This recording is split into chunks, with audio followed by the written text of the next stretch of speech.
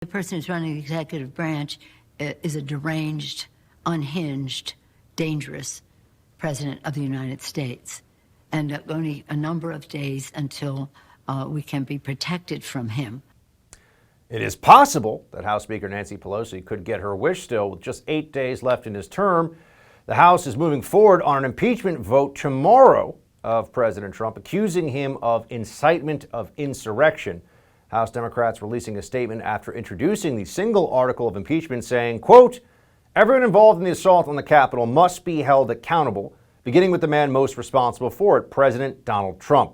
We cannot begin to heal the soul of this country without first delivering swift justice to all its enemies, foreign and domestic."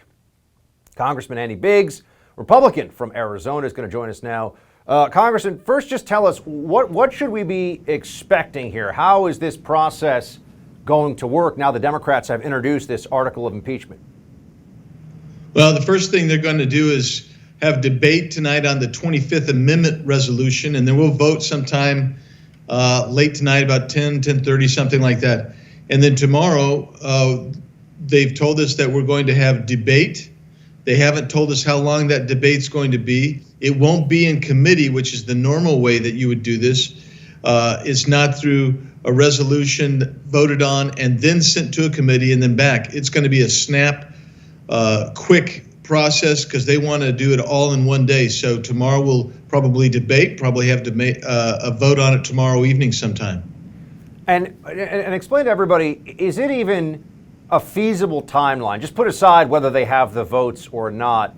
Would they even be able to procedurally go forward with an impeachment and a removal of the president in 8 days?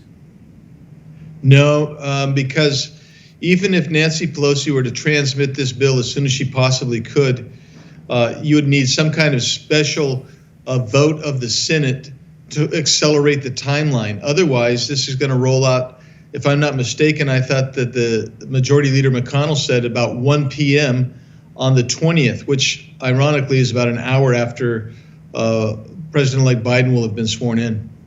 And Congressman, I have to ask, what are your feelings on Pelosi's effort here, the one that she's leading to have the president removed at this late stage?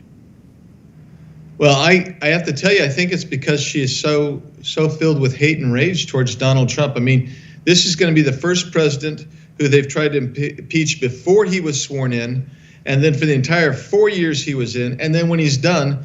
And the reality is, Buck, our country is sizzling right now. It is combustible, and this type of activity actually throws gas on the fire. So instead of cooling this thing down and trying to bring this back down to a more manageable level where people can have debate and rhetoric, they're trying to throw gas on this fire. And you still have tens of millions of people who look askance at the election and don't really believe in the legitimacy of the incoming administration. Congressman Jim Jordan raised this. I wanted to have you react to it. Play the clip. Turning to the 25th Amendment into a political weapon by demanding that the vice president invoke it to remove the president from office, I think is just wrong. Let's be clear. Democrats have been wanting to remove President Trump from office since he won the election in 2016. They failed with the Russia investigation, they failed with the Mueller investigation, and they failed with their first impeachment investigation. So here we are again, considering another divisive effort to go after President Trump.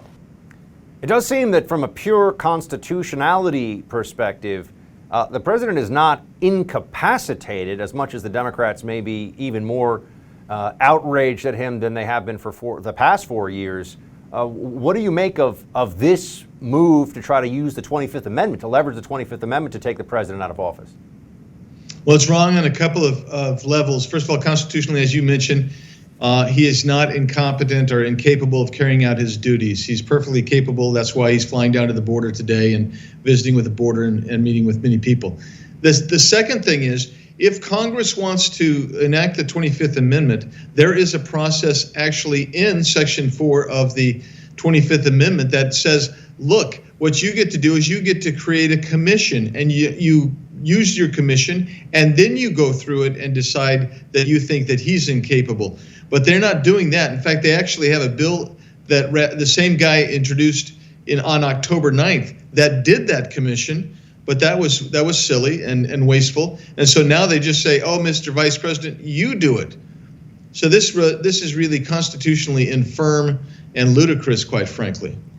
And Senator Chuck Schumer has been talking about putting people at the Capitol on a no-fly list. There seems to be a move toward an enlarging of the counter-terror state to go after specifically not just domestic terrorists, but what are being talked about in Democrat circles as pro-Trump domestic terrorists. Here's what Chuck Schumer said.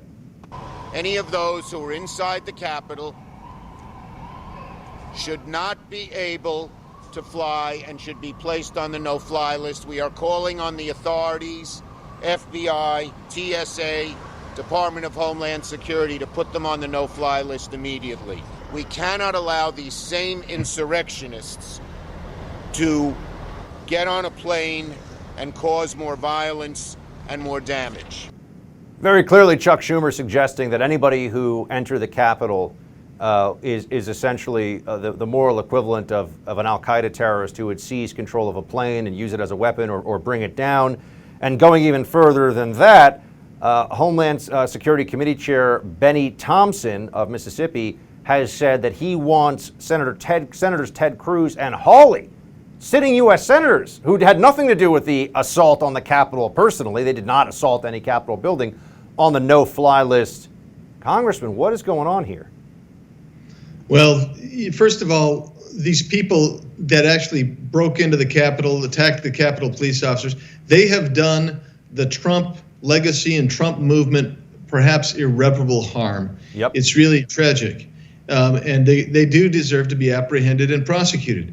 But this notion that we're going to start saying that, let's say, Senator Cruz and Senator Hawley, because they exercised their constitutional and statutory authority to join in raising objections about the election, by the way, as the Democrats did in every one of the elections this century that a Republican has won, is just basically part and parcel to this entire cancel culture which we're seeing right now, which, Buck, you know it's the tech censor that's going on, in the tech media censorship that's going on, also with regard to the donors to Republicans, where they're saying we're not going to give you any more money.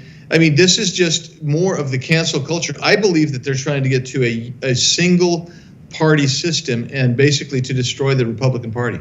Congressman, before we let you go, I just want to know, what's the feeling like down there right now? What's the atmosphere on Capitol Hill in D.C. as a member of Congress?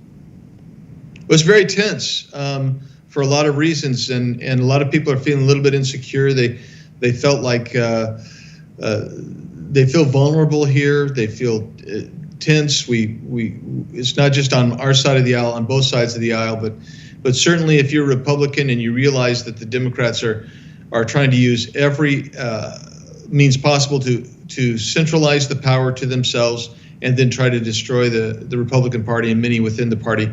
It is disturbing, but I would say tense is the best word I can give you. Congressman Biggs from Arizona, good to see you, sir. Stay safe, and thanks for joining us. Hey, Team Buck, just want to say thanks so much for watching The First on YouTube.